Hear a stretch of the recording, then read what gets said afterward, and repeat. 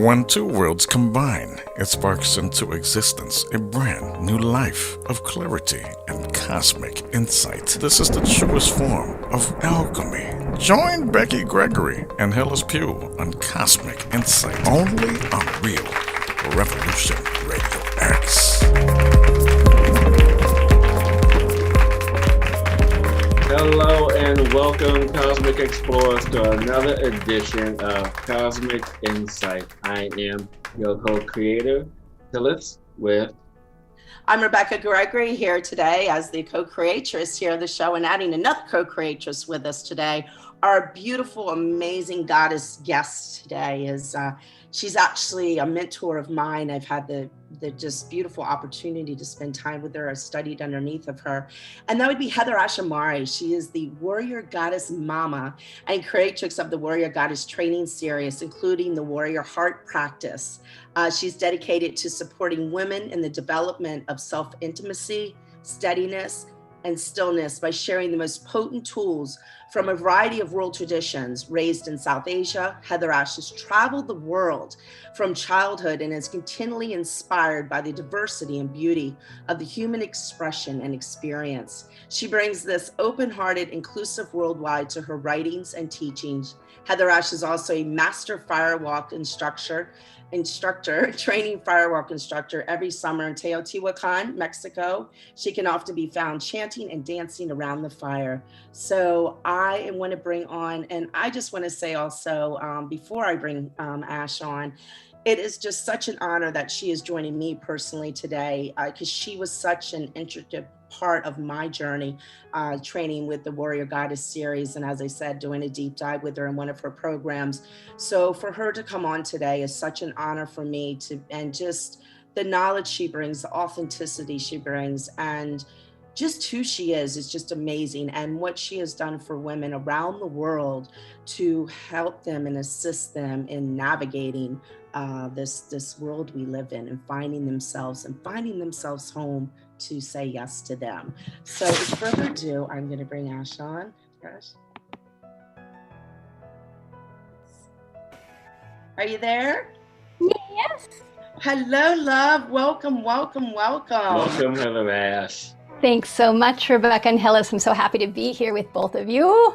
Oh my gosh, I'm so happy you joined us. It's been a few years actually since I've seen you. I kind of went on my own way with things and but always, stuff behind. So what's been new going on in your world, coming into this new year has and the energies of what's happening? Are you finding like a shift in like what you're doing and where you're going and how you're showing up and what you're offering now, just kind of moving into the new energies of the change of this exciting time?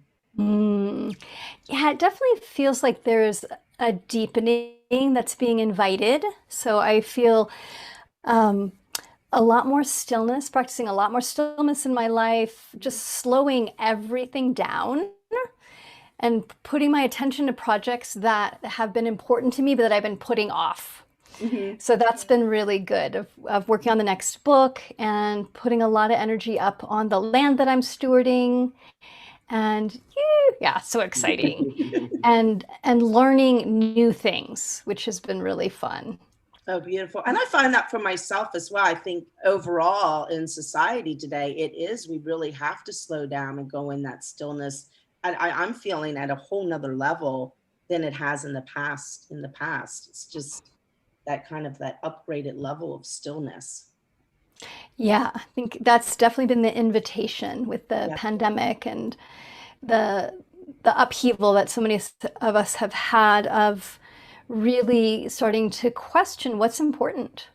Yes. There's been a halt put to a lot of the travel. I mean, for me, I was on the road almost all the time. And it's funny because people are like, well, don't you miss it? And I actually haven't. But I'm also really like, once I start traveling, I will love that too. I just love everything. You're like, you've always been like a chameleon. You're just so good at just kind of navigating and adjusting to where you are and settling in. And that's one thing I always loved, the time I spent with you is just, I always admired how you navigated your life and found that balance for yourself and honored yourself in that way, and knowing when things were kind of getting, okay, I don't need to do this, I'm doing too much. So I always admired that about you, and just so looked up to you for that, learning how to balance your world. And it's so important. I didn't know if you had any insight on that, on kind of help, assist people in the balance. Yeah, I mean, it's something that I've been really definitely navigating in my life for many, many years. And I'd say one of the biggest things that I'm finding right now around settling into balance is the reminder that balance doesn't mean static. It doesn't mean fixed. Balance means there's constant movement, which means there's constant adjustment.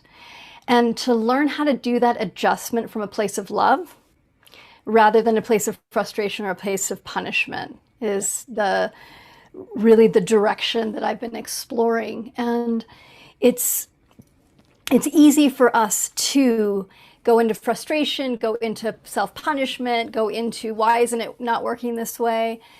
And to be able to come back into our heart and say, okay, what's needed now? Not what was needed yesterday. What do I wish was needed? What do I think should be needed? What do other people need? Just what's needed now? Mm-hmm. And that place of staying intimate with yourself, Beautiful. of the changing dynamics inside of body, emotion, mental, energetic, and that there's that constant growing and learning and curiosity about what do I need now? What's needed, and what's needed from me now? I think that's an important question as well. Did you want to say something, Beautiful. Hillis? Yeah, beautiful. Thank you so much for that, Heather Ash. And, as you mentioned at just a few moments ago, that slowing down is a really big part of what's happening now on the planet, just in the form of the collective consciousness. And with everyone, coming to the point of understanding that we need to slow down, and then stepping into being frustrated and angry because they can't, or have this illusion of their freedoms being lost because of restricted movement and limitations. And so one of the things that, always come to my mind is this space of anger, this space of frustration, this space of spiritual bypass, and not dealing with their emotions. And so for those people who are in that space of just angst, what is it that you have noticed, or what is it that you have been able to shift with people that you work with in order to get them out of that space to move into a better feeling space? Yeah, it's such a great question. And one of the things I share with people is to get to a better feeling space, you got to go through some gunk to get there. So to think, well, if I just think right, or if I just bypass, like you said, it doesn't work. We would love it to work, right? If I could just Yeah. push this down, that would be great. But it's going to come back up again. And so to have the courage and the support, and to really say, okay, I'm going to go through to the other side. And one of the things I've seen with myself and with a lot of the people that I work with around this time in the pandemic and all the social unrest is that we want to find, again, here's this word balance. We want to find that balance of stillness, going inside, and action. Mm-hmm. And really being engaged as well, and figuring out what's the balance for each of us. And that a big piece of that is paying attention to what is it that upsets? What is it that creates the frustration? What is it that creates the anger? Where are the places that we feel out of control? And to then go towards those out of curiosity. Like, where is that actually from? Because so what's happening, I see on the collective, is like all the old oil and gunk that we haven't dealt with individually and collectively is all coming up to the surface. And it's like, hey, and it's not like it went anywhere. We just pretended like it wasn't happening, individually, of not often, because we were so busy or we didn't know how to deal with our emotional body. Many of us repress the emotions or cycle the emotions.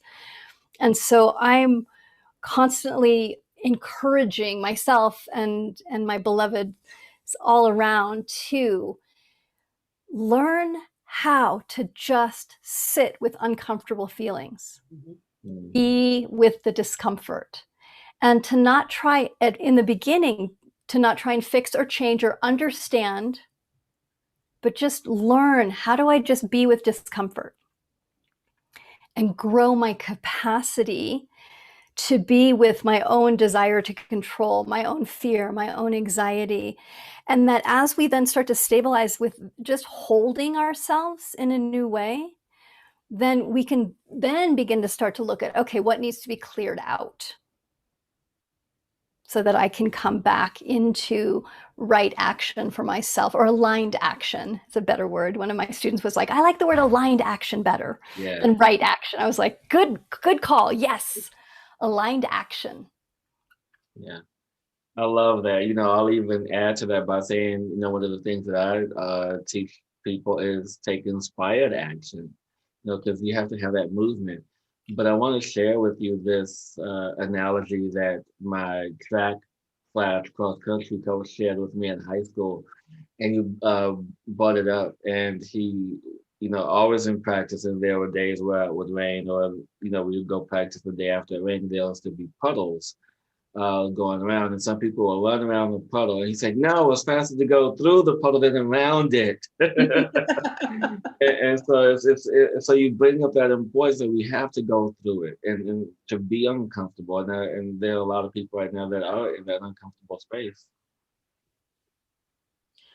And I think you bring up a good point too, Ash, about, being curious. And a lot of people, when they start to look at their gunk and look at their oil and everything, everybody gets so serious about it because the stories come up.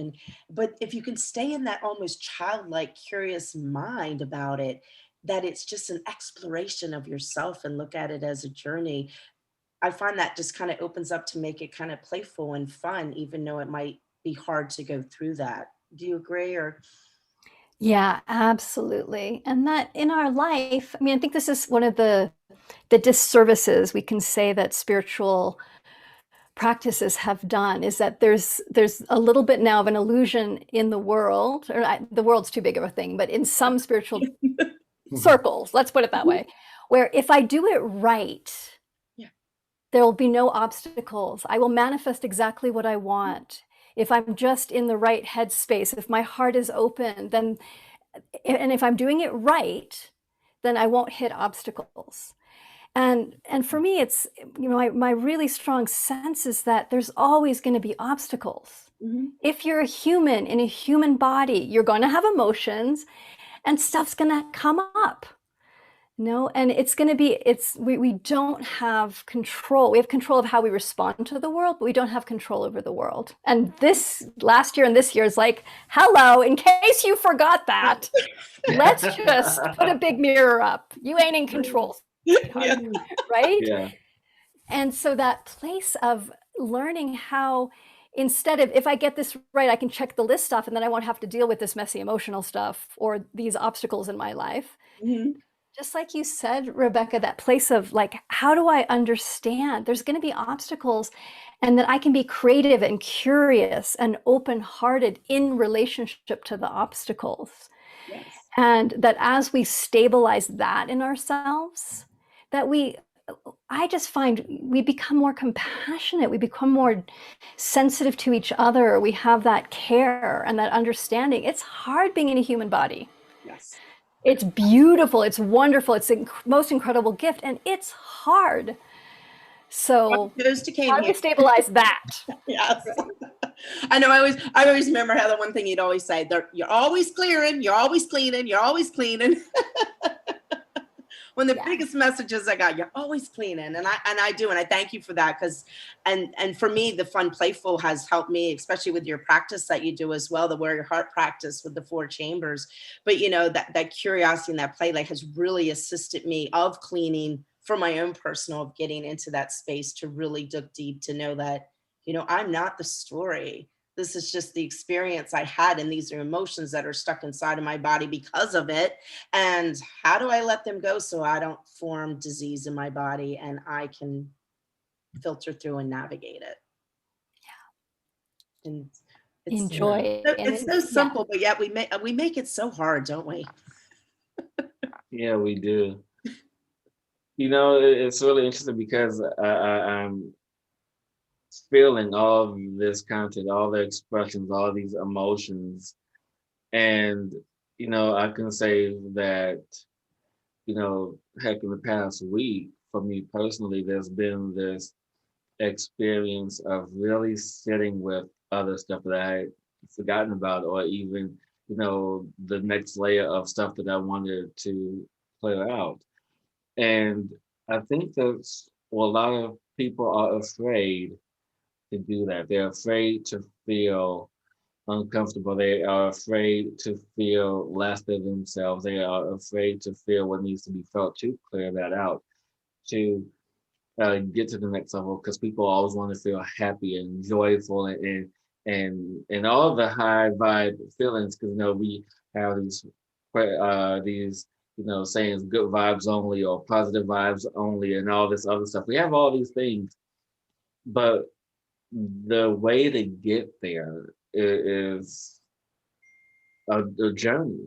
And so, you know, we forget something. We've asked for this, and so it's you know the feeling like it's that reminder. It's like, okay, you have asked for this. You signed up for this to evolve, to grow, to be a better version of you. So when people step into this space of fear, or avoiding this fear, or avoiding this anger or frustration, what is that one thing that you uh, that people can grasp onto when they think, okay, I don't want to be afraid, but I don't want to be uncomfortable either?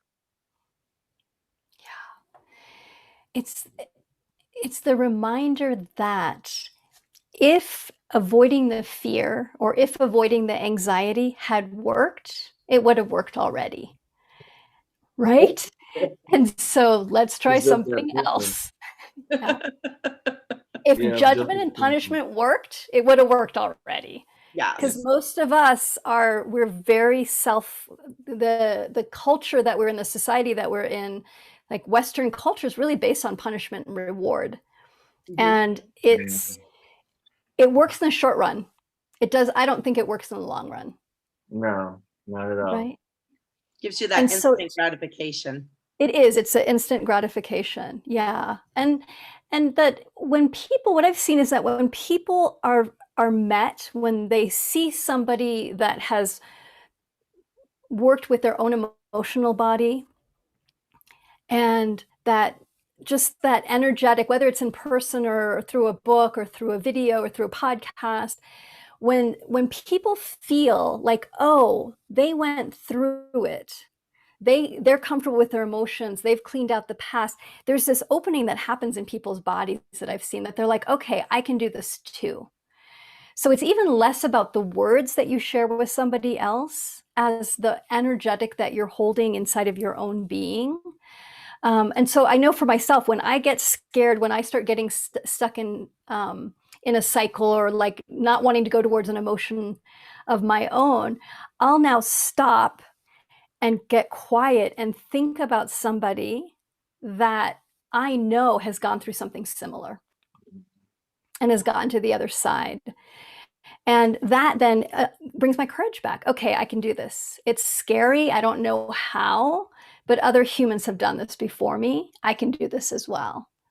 And I think there's that beautiful, we need each other, because it's not like, you know, I always remind this of my community. It's like one day you're going to be the person that's like, can use a hand here. And the next day you're going to be the person that's like, I've got a hand. Yeah. We all So is that how you started firewalking, to overcome a fear of yours? It's such a good question. I was just curious. I was curious in the beginning. So I was studying with the teacher at the time, and she just said, I have a friend who leads firewalkings. You guys should go. And I was like, all right, that sounds cool. I had no idea what it was. No idea. I just showed up at this place. This was in 1989.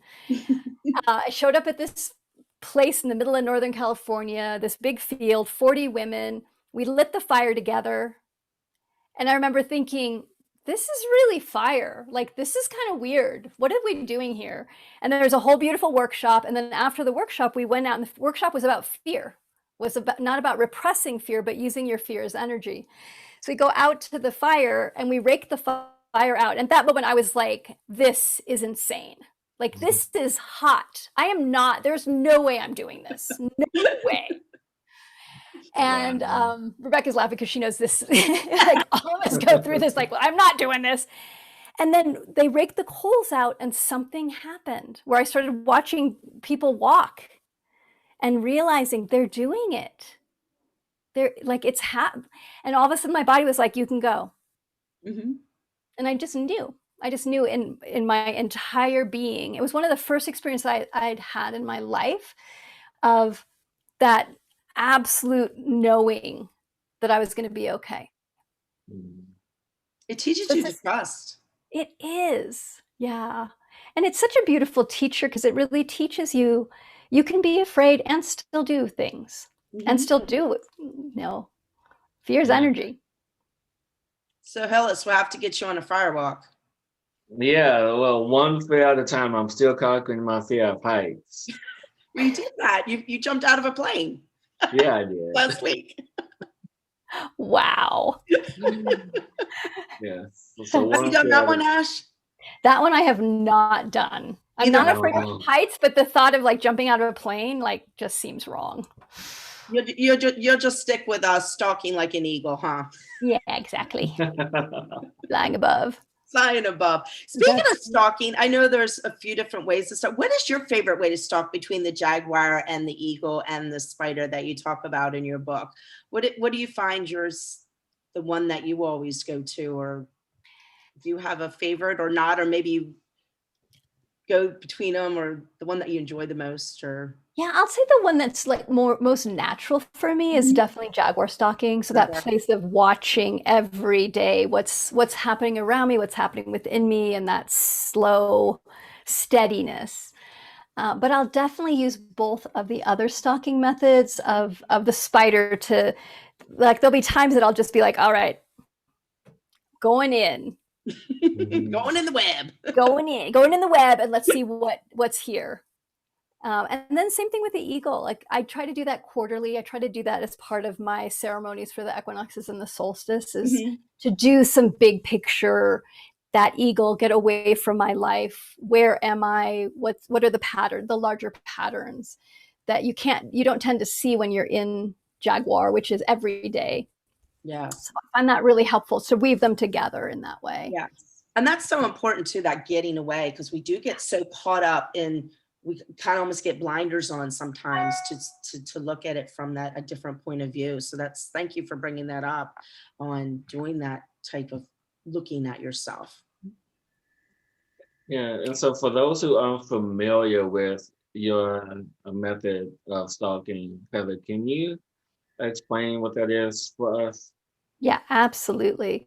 So in the lineage that I'm in, it's called Toltec, which is based out of South and Central Mexico, with the Ruiz family. So Miguel Ruiz wrote the Four Agreements. I apprenticed with the family for many, many, many years. I'm very blessed to do that. And the teachings out of the Toltec are very much about these two qualities, which is stalking and dreaming.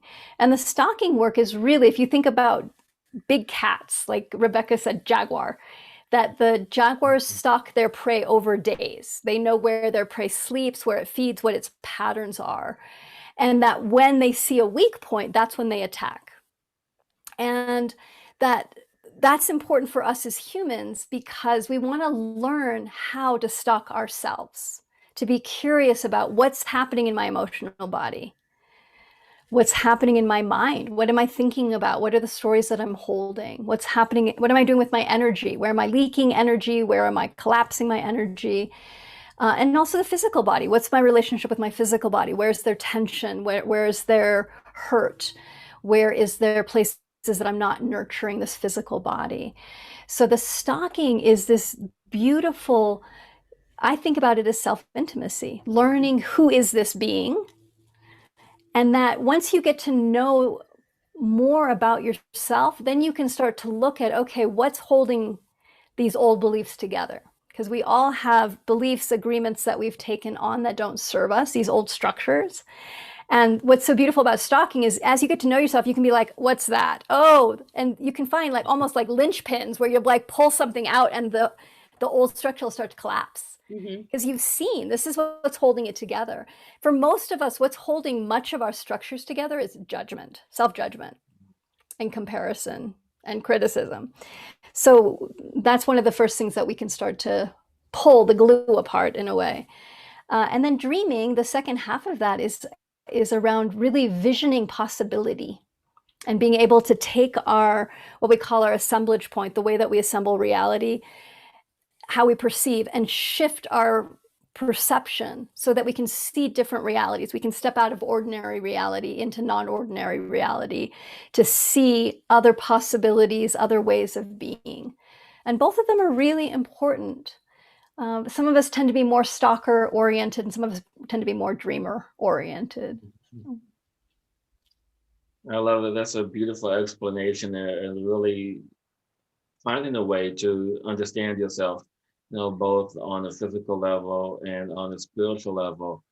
But what sparked in my mind as he was speaking was that, as we go through these methods, these movements to really get to know ourselves, the one of the things that came up for me personally in the past week is the divine feminine, and how the divine feminine is the glue to the emotional content, to the emotional experience, and that in itself is the point of creation, the point of knowing who we are, knowing everyone else. So that's the as you would say, the linchpin in everything.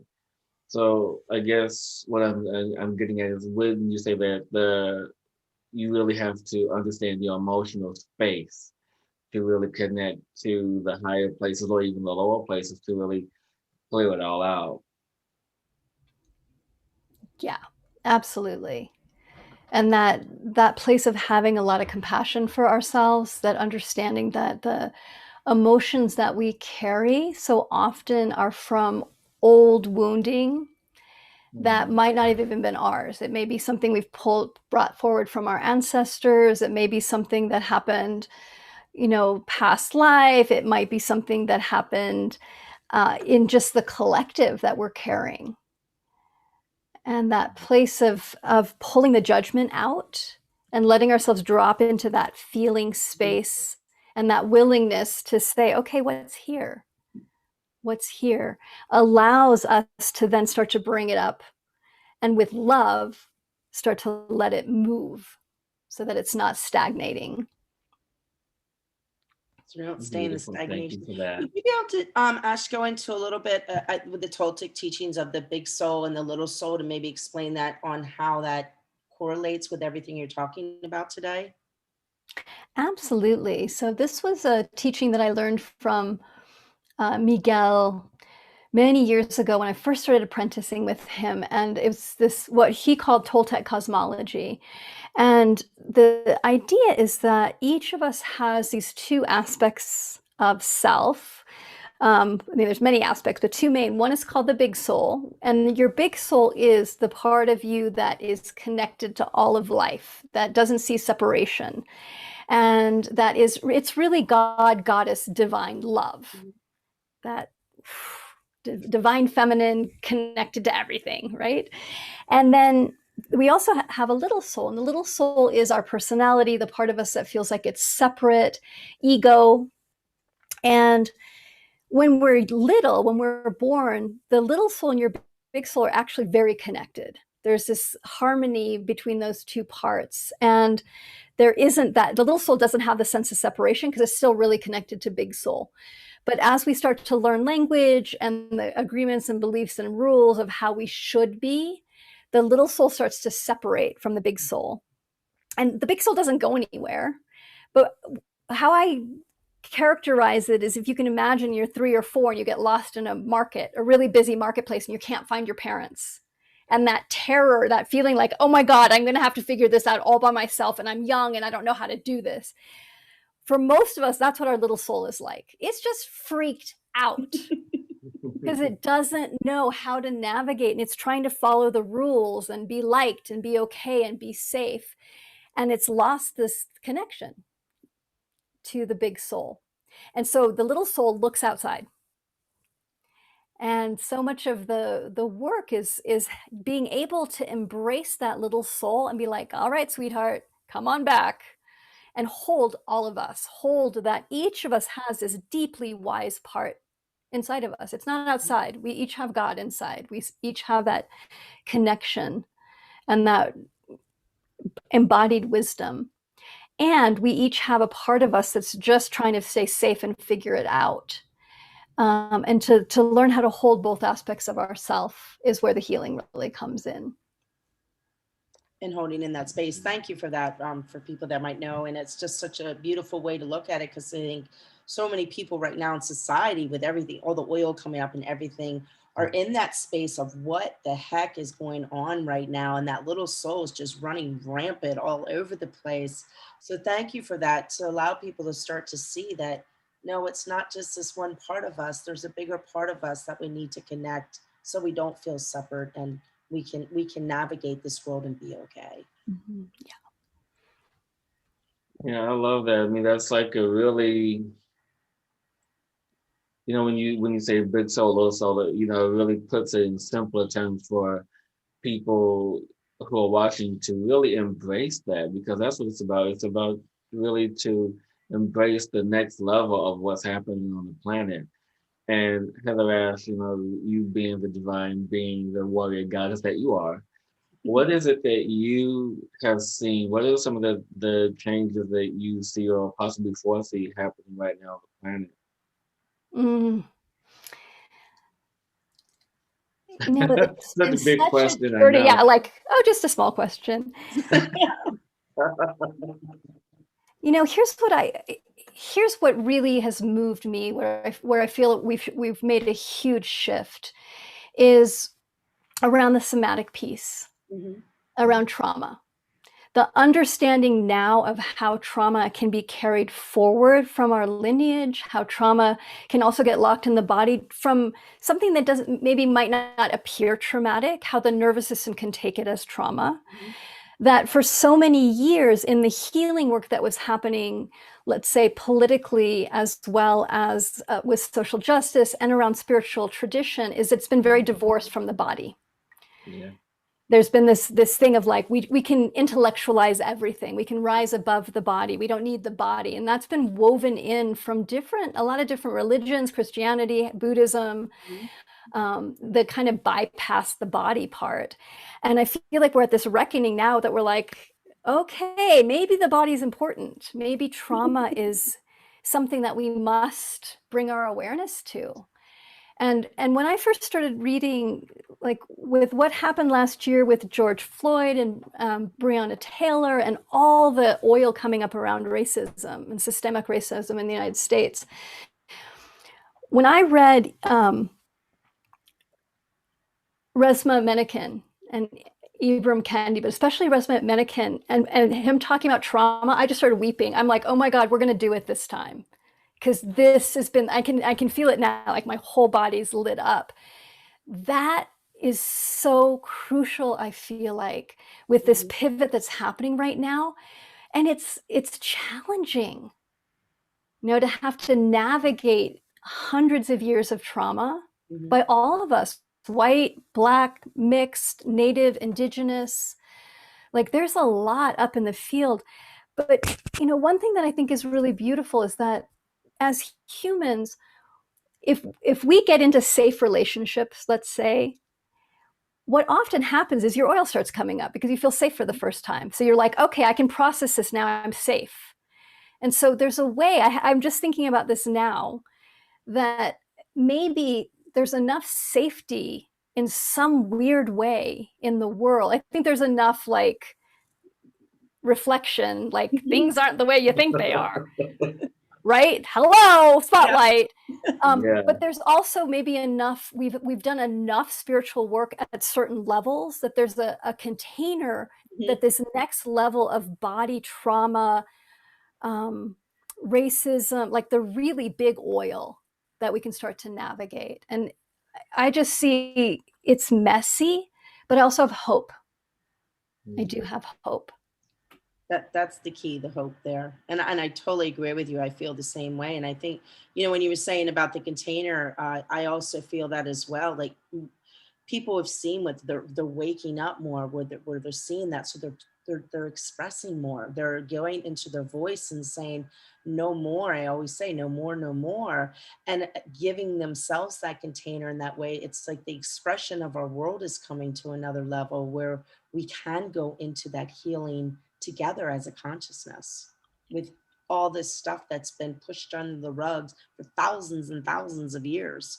So it's beautiful, and it's also trying at times just watching it all unfold, but knowing why it's unfolding from the witness point of view.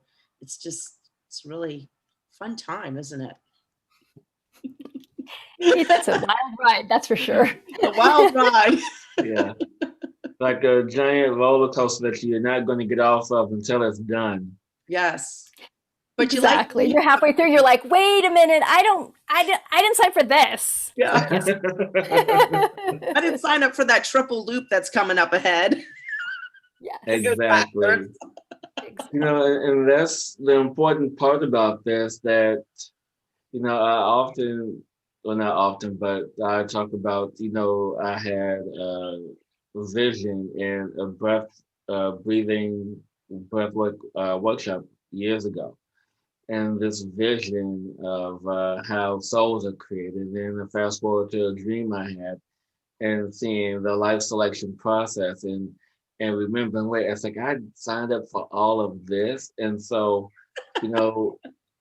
we have to remember, because one thing I always toot my horn about is that we are not in a great awakening, we are in the great remembering, because we have to step into the remembering of who we are, our souls. And like you talked about earlier, comparing the little soul and the big soul, that's where the separation begins, because we have the selective amnesia. We forget who we are and what we do. And so that's why the first thing that comes up is fear, because of the trauma of being born, the trauma of this, the trauma of that. So we take on so much trauma. The thing that we run to immediately is the fear and the judgment. And so, with us being in that space, how can we really step into a place of remembering who we really are, so we can say, okay, I signed up for this, now I got to deal with it. A couple ways. One is to stop running away from our emotions, to do that work of turn and face what's actually happening in this being, to let go of wanting to be different, wanting the world to be different, and to really come home to who is this human. And that the remembering happens through, I believe, stillness, like spending more time being internal, meditation, slow walking, being out in nature. There's a lot of different ways, but that place of less distraction, more stillness. Community, having other people that are also remembering, that we remind each other, so that when we forget, that when we get distracted, that there's a circle that's like, hey, come back. And that helps us to continue to go forward. And I love what you said about the remembering, because it's so true. That big soul part of us has not gone anywhere. It's right there, being right here, hey, right here. And there's enough layers, as Rebecka said earlier, so much of my passion is around helping people understand the power and the joy and the beauty of cleaning our emotional body, our physical body, our energetic body, and our mental body, and doing that in a ritual, ceremonial way. Yes. Rather than like, I have to check it off the list and like be really serious about it, that this is a temple that we're in. And that we come to cleaning a temple in a very different way than we might come to cleaning like this ramshackle building that I don't like. So when we think about a temple and ourselves as temple, then there's this holiness to everything that we do. And the cleaning is, you're just letting the beauty come back out. The beauty's already there. It's just been covered over. And so we're ceremonially, with great reverence, peeling the layers back of the debris that we're carrying so that that light that we are can shine more brightly. Beautiful. And that's always brought a level of looking at things that way and being that sacredness as we clean, of really honoring ourselves and who we are. I always, in that space. Yeah, and that divine light that each of us is something I also love about the cosmology teachings is that big soul that we are is an absolutely unique ray of light. There's no other being that has that particular vibration. And that we also have this other light that's our little soul, which is temporary. It's just this physical body personality. It's going away. But there's a opportunity in every life for these two to come back together, to not just tap, but to actually merge, and that for something new to be born. So that really is that great remembering, is that waking up to, I'm not separate. And I am separate. I love it, right? That duality. And I think that's where remembering really happens, is when we start being able to hold duality, where it doesn't have to be black or white. We realize, oh, I am absolutely part of every living being in this planet, and I'm a completely separate, unique being. And both are true. I am the particle and the wave. And the wave, yes. Yeah. All together. I get it. Yeah. Pulling all together. Yeah. And that's so beautiful, because that's what it's all about. It's just, it's just so fun, just getting in, learning all these things to have fun and explore, and getting into the flow of who we are with the remembrance of who we are. And just, I don't know, once again, I think I'll be very playful today, because I keep on going just and playing with it. I think people really forget how you can be in the sacredness of it and also in the playfulness all at the same time, in that, as you were talking, that duality of that separateness and togetherness of the big soul, little soul, and just dance with it. Yeah. And then we get more kid-like, and that's what happens, is that as we remember more, as we merge more into the authenticity of who we are, as we start to shed the layers, we get more kid-like. We play, we celebrate, and that just because that's our natural state. So I always, I can check in how I'm doing. If I'm getting too serious, I'm like, uh-oh, going down the wrong road. Back up, girlfriend. Like, come on. You're taking yourself too seriously. And speaking of being playful, the curiosity bug hit me earlier. I was preparing for this interview. And as I mentioned earlier, that I'm like going through these layers and shedding and understanding and getting to know these new aspects that I'm integrating and grounding into this physical body. And part of me, I looked in the mirror and said, I wouldn't mind coming back a few more times just to see how all this turns out. That's so awesome. Yeah. Yeah. It's like I've had about 1,000 lives. A couple more won't hurt. Exactly. Why not? Why not?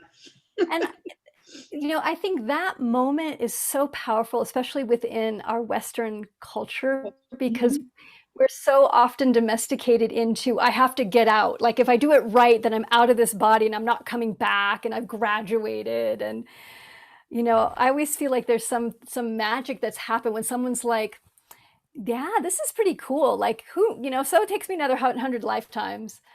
Or, like, I want to come back and help the others and help, realizing everybody else is you too. So there's something magic when we go back into the circle, into relationship with the circle rather than the line. The line. There's places for the line. There's places for linear thinking. Yes. But to always hold, for me, the healing comes when we learn how to hold the linear thinking within the circle. Ooh, beautiful. That's a good one. That's magic right there, Ash. Yeah, I'm sitting here processing that because you talked about duality a moment ago and how to embrace the black and white, and I'm the individual and the all at the same time, which I know, and every day I'm getting a better understanding of that. But to really see that I'm the circle holding linear thinking, holding that linear process is beautiful because an analogy to how you expressed it today so eloquently on the show. The linear thinking is the small soul, and the circle is the big soul. And so it's just really in that concept where it kind of all goes together. Where you have, as my is it geometry?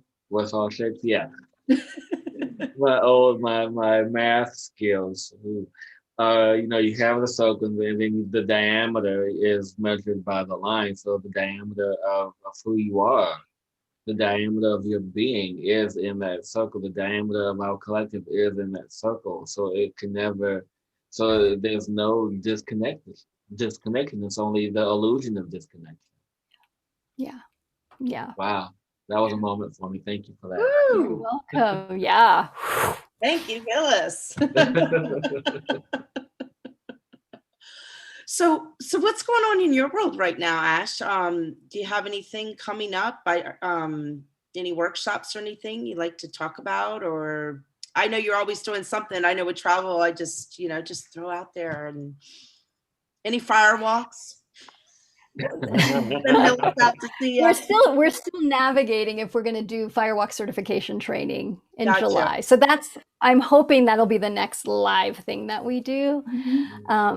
Is training facilitators for the Firewalk. So we will see how COVID is Yes. how we're navigating COVID at that time. Yes. But my team and I last year did a really big rewire. Like we basically took everything we were doing down to the ground and started over again.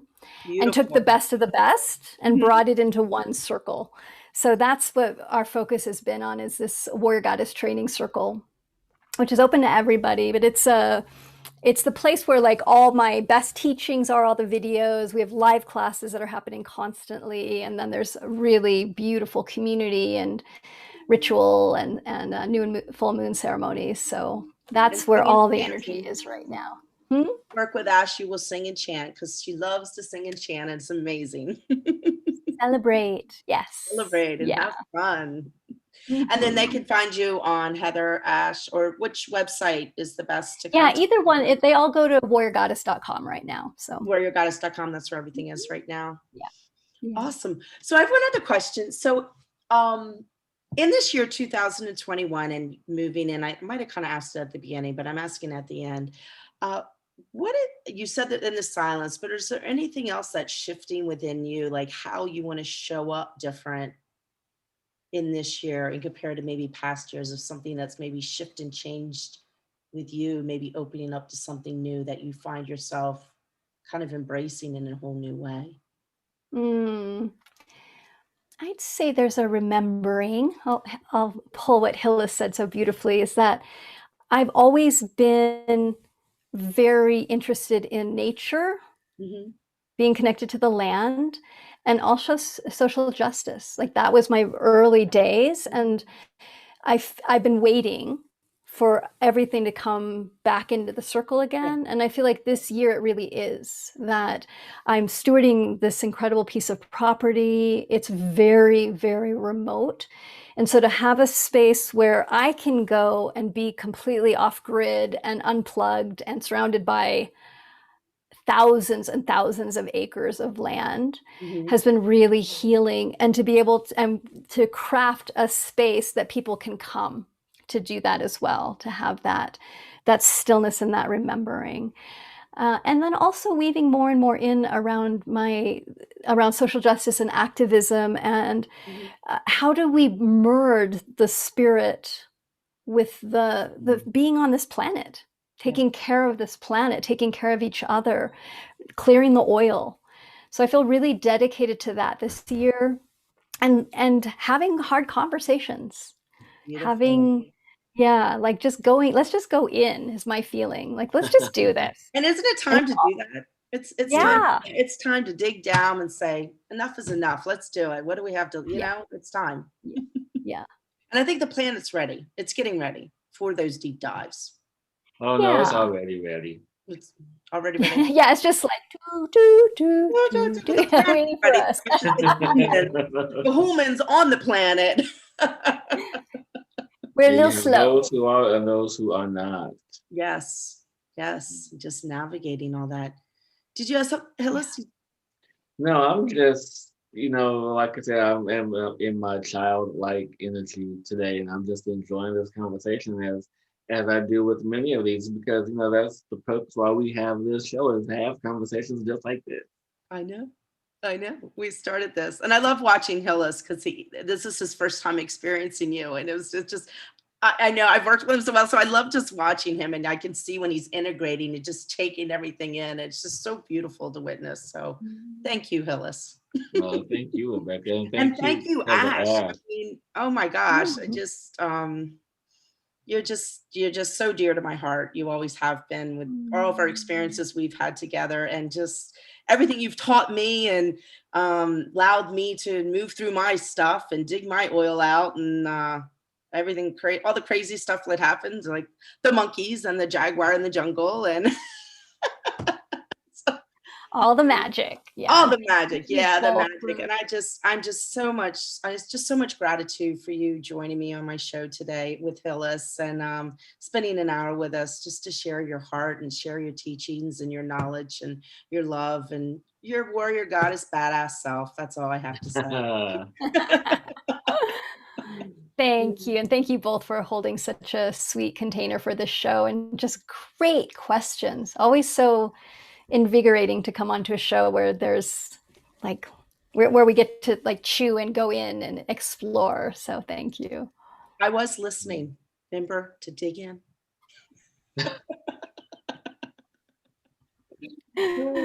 Awesome.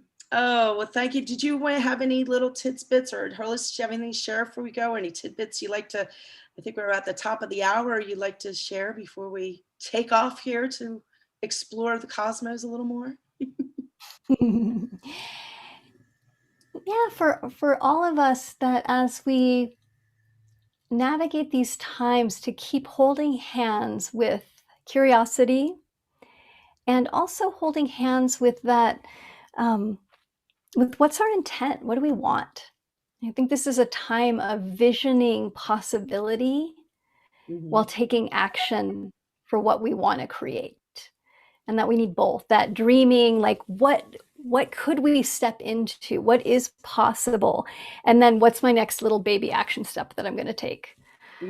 Beautiful. So hold it all. Beautiful. Thank you.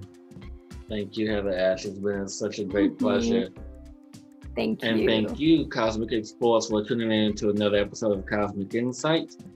And we will be back next week. Who do we have next week? I don't know. Maybe us, maybe someone special. So I would bring this up, interesting story, who we're recording next. Do you remember Amara? From years ago, she was going through transition. She was at our Yes, and she was in yes. So she's our guest for next week, and Hillis is friends with her. And Are you Hillis kidding? Yeah, like wait a minute, I really know good her. friend. From Chicago. I know. Talk about divine. So like we have you today, and a couple days we're recording her show. So I'm like, wow, how cool is this? Isn't that awesome? I love that. That is so awesome. Please send all my love to her. That just makes me so happy. I will. So I mean, it's this is right here, big soul, little soul, all coming together with divine timing and flow, just connecting and awesomeness, the magic. Well, thank you everyone for joining us here at Cosmic Insight, and until next time.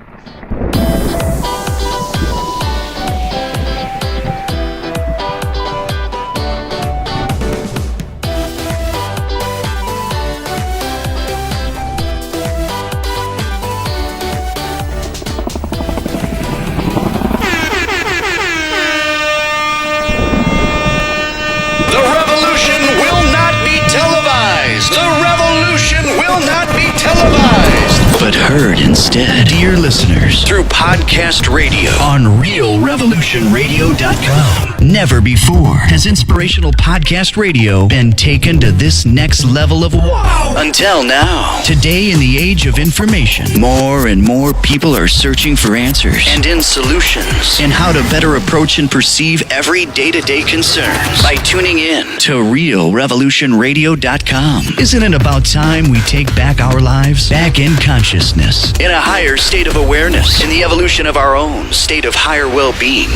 Yes, we can do so consciously every day by tuning in to the many groundbreaking and third eye-opening podcasts. Our new Cleveland-based network of over 33 paradigm-shifting internet talk shows. Only on realrevolutionradio.com. Be part of that change. Evolve. Be inspired.